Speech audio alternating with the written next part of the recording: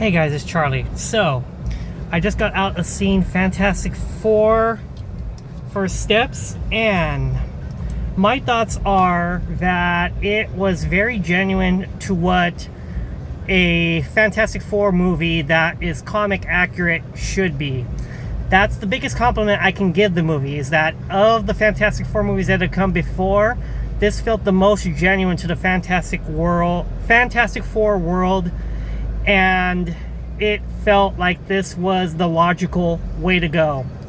And I liked it. I felt that it honored Jack Kirby and Stan Lee, and just the world that you would want the first family of the Fantastic Four to be. That's what felt authentic to me about it. It felt authentic.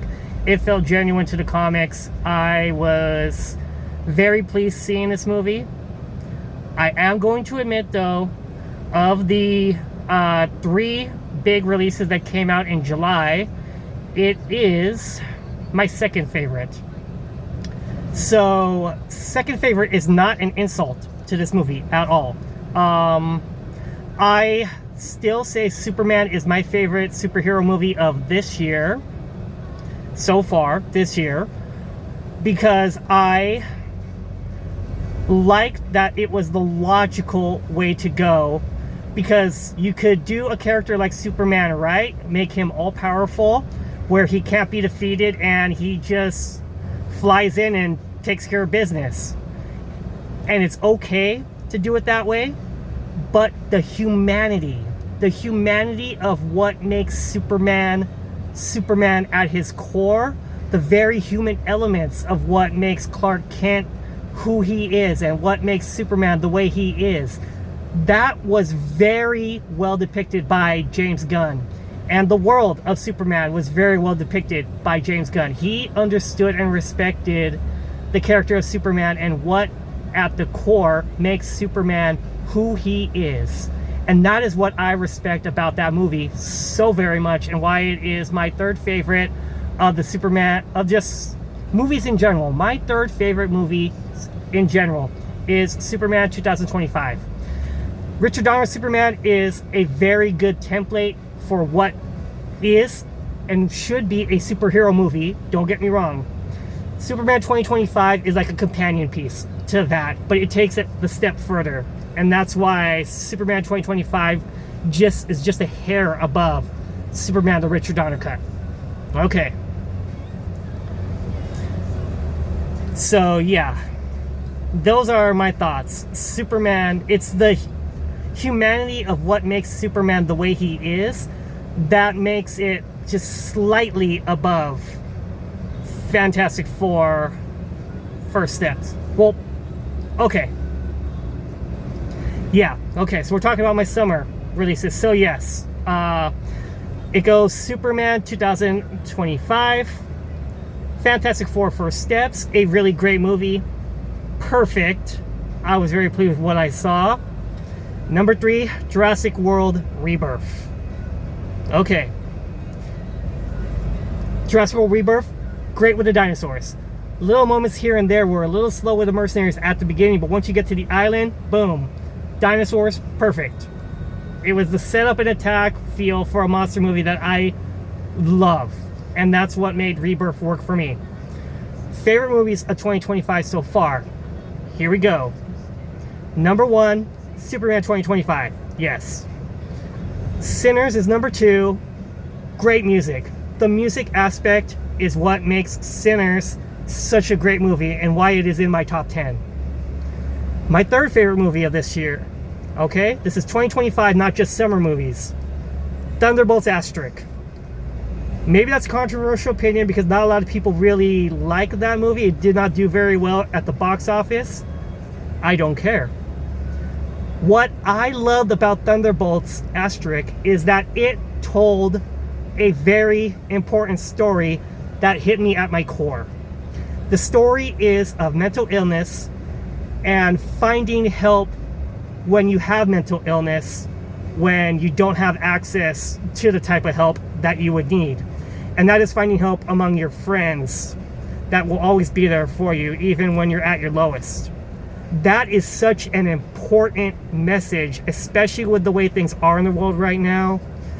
Mental illness, I just feel, is something that is not really treated respectfully in movies, but it should be. And that's what Thunderbolts Asterisk successfully did for me. It told a story about what it's like to just really feel mentally ill and feel the darkness that's just a part of your life because you're not mentally well and you want to get help, but you don't have the means to do it. And that's such an important thing of reality that I just feel was very respectfully handled with Thunderbolts Asterisk. And those are my thoughts on that. Number 4, fantastic for First Steps. That is not an insult to the movie at all. I love the movie for what it was. But I just feel Thunderbolts Asterisk, because of the message of mental illness, is what makes it just a hair above it. Just a hair, slightly. My opinion might change, but that's where I'm at in my thoughts right now. Number 5, I am going to say that number 5 is 28 Years Later. A very beautifully done movie. And that's what I'm going to leave it at. It's a very beautifully done movie. It does zombies. They could be zombies, but essentially it's a rage virus.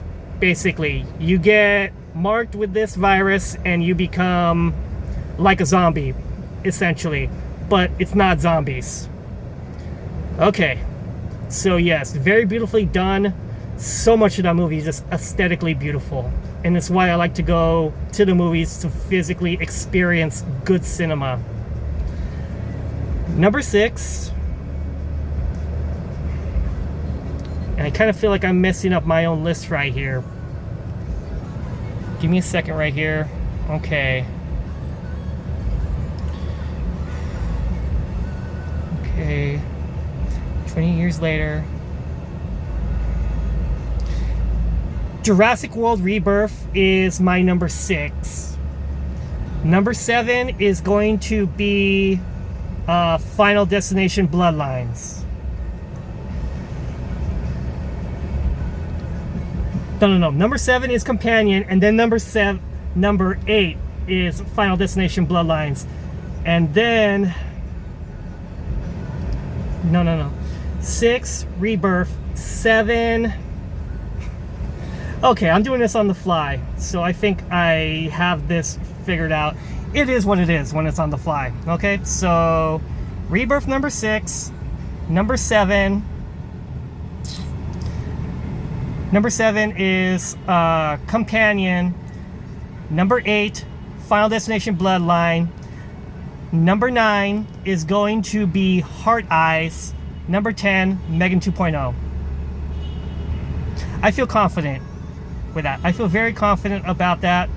My ranking always changes. It's just the way I am with my movies. And because you can experience movies many times and feel something different because of a frame of mind, or you notice something upon multiple viewings that you didn't notice before, or you understand it better because you have more clarity. But that's where I'm at with my rankings right now, and just in general with how the summer season of July has gone. Okay, so my next big review, Happy Gilmore 2. I'm gonna watch that on Netflix. There will be a review for that one. And then Life of Chuck.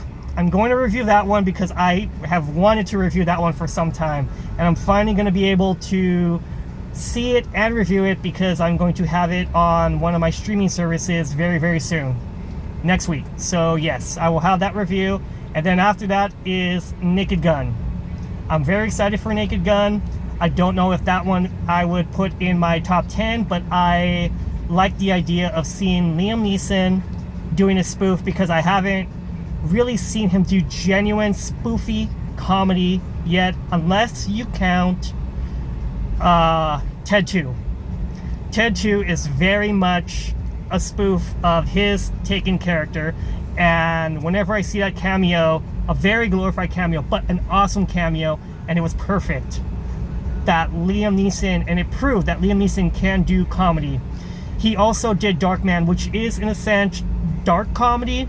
So yes, it is comedy, but the Naked Gun films are synonymously spoof comedy, and I like the idea of seeing him, a straight-faced action star, doing comedy. So I look forward to seeing what my thoughts are on that one. Alright guys, I'll talk to you later. Peace. And I hope you liked my genuine stumbling through my list. Because that's what you get here, is you get very genuine thoughts racing as I'm putting this out. And I feel like that's just going to be the most honest way for me to review. Alright guys, talk to you later. Bye.